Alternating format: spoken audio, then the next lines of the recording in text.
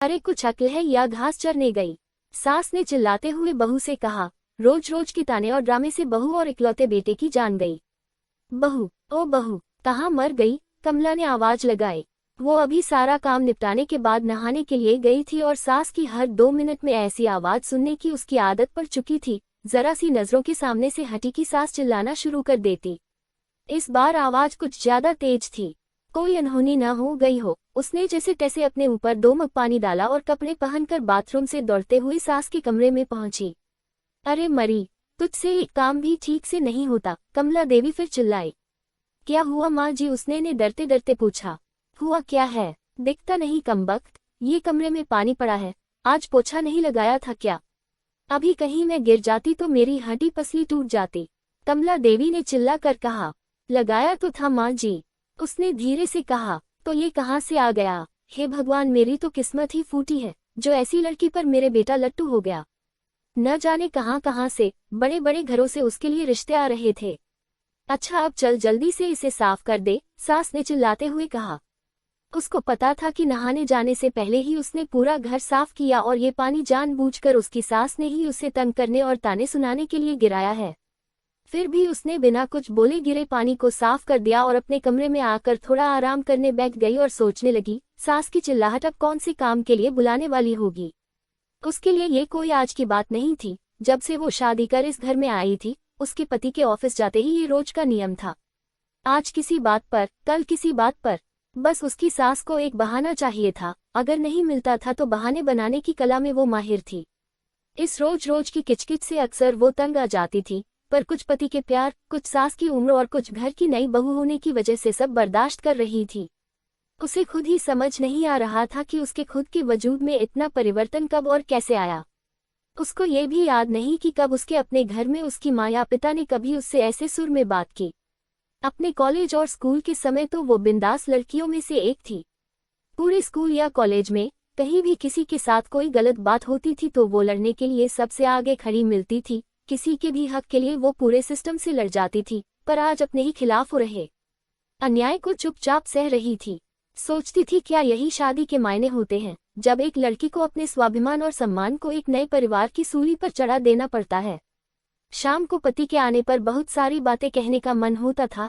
एक दो बार कही भी थी, पर एक तो थके होने से वो इस पर ज्यादा ध्यान नहीं देते थे और फिर अपनी माँ के खिलाफ वो एक भी शब्द नहीं सुन सकते। उनकी माँ भी अपने बेटे के सामने उससे बड़े दिखावे के साथ बात करती थी, पर जैसे ही बेटा घर से बाहर निकलता था उनके तेवर बदल जाते थे, जो उसे समझ में ही नहीं आता था कि एक इंसान पल भर में दो तरह के व्यवहार कैसे कर सकता है। कमला देवी को सबसे ज्यादा तकलीफ तो उसकी शादी में मिले दहेज से थी, जबकि उसके माता पिता ने अपनी हैसियत से बढ़कर उसकी शादी में खर्चा किया, लेकिन दहेज में या दूसरे से कुछ भी मुफ्त में मिलने की उम्मीदों और अभिलाषाओं का कोई अंत नहीं होता।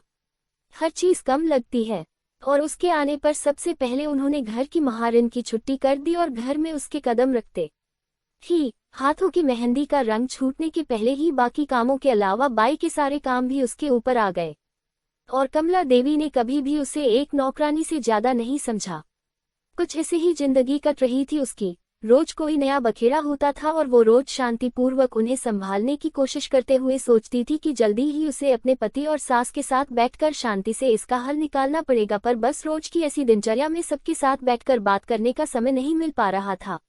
एक दिन वो रोज की तरह सुबह झाड़ू लगा रही थी। जब कमला देवी अपने बिस्तर के किनारे बैठी स्वेटर बुन रही थी, अचानक जैसे ही वह झाड़ू लगाते लगाते उसके पास पहुंची, उसने बिना कुछ देखे बहू को जोर से लात मारी और चिल्लाए, अरे कुछ अक्ल भी है या घास चरने गई है? जब मैं कुछ कर रही होती हूँ तभी तुझे काम सूझता है। अभी ही मेरे कमरे में झाड़ू लगनी थी तुझे। क्या तुझे नहीं पता कि मुझे धूल से कितनी एलर्जी है? ये आज का नया बहाना था उसे तंग करने का, क्योंकि घर में रोज ही ऐसे ही काम होते थे और पहले कभी भी ऐसी कोई बात नहीं हुई थी।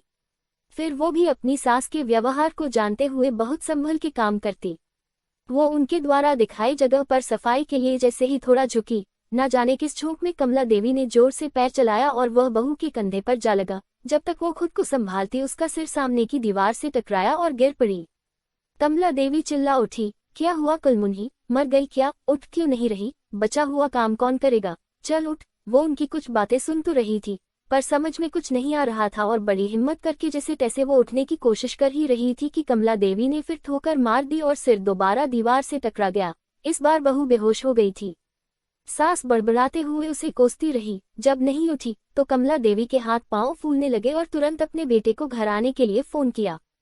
पति उसे तुरंत हॉस्पिटल ले गया तो कमला देवी भी साथ साथ आई और एडमिशन कराने के समय भी बड़बड़ाए जा रही थी। सब पता है इसके त्रिया चरित्र का, सब करके कराने के और मुझे तंग करने के नाटक हैं इसके, जिससे घर में कोई काम न करना पड़े और हम सब इसकी सेवा करें। यूं तो उसका बेटा काफी दिनों से घर में जो चल रहा था सब देख और समझ रहा था, पर आज मां के ऐसे व्यंग देखकर कुछ ज्यादा ही परेशान हो गया। लेकिन इस समय उसे अपनी पत्नी की जान बचाने की पड़ी थी। डॉक्टर की तमाम कोशिशों के बावजूद सिर के अंदर कोई नस फट जाने से पहले तो वो कुछ दिन कोमा में रही और अगले एक ही सप्ताह में उसने दुनिया छोड़ दी। वक्त के साथ साथ बातें कहाँ छुपती हैं। धीरे धीरे पड़ोसियों की जुबान पर उसके प्रति कमला देवी के बुरे बर्ताव की बातें सामने आने लगी, जिसमें कमला देवी के बेटे का भी नाम आ ही जाता था। और जब उसको लेकर बातें कुछ ज्यादा बढ़ने लगी तो उनसे तंग आकर एक दिन कमला देवी के इकलौते बेटे ने पंखे से लटक कर सुसाइड कर ली। अब पूरे घर में दिन भर सन्नाटा रहता था। कमला देवी कुछ दिनों तक लोगों को दिखाई पड़ती रही और अक्सर घर के अंदर से उनकी आवाजें सुनाई पड़ती थी। अरे कलमुन ही कहाँ मर गई, मेरे बेटे को भी साथ ले गई। चल जल्दी आजा बहू, घर बहुत गंदा पड़ा है, चल थोड़ा झाड़ू पोछा कर दे। फिर उसी लय में रोते रोते उनकी आवाज सुनाई पड़ती थी। बहुत अच्छी बहू थी, कभी शिकायत नहीं करी उसने। अभी हॉस्पिटल में है, इलाज चल रहा। मेरी वजह से उसका सिर फट गया था ना, मेरे बेटा भी उसी के पास है, लेकिन अब तो वो ठीक हो गई होगी। अरे कोई तो उन दोनों को वापस ले आए, अब कि उसे कुछ नहीं कहूंगी। कुछ दिनों के बाद पता लगा कि उनके किसी दूर के रिश्तेदार ने उस मकान को आने पौने दामों में किसी को बेच दिया था, क्योंकि कमला देवी के पागलखाने में भर्ती होने के बाद उस मकान को देखने वाला कोई नहीं बचा था।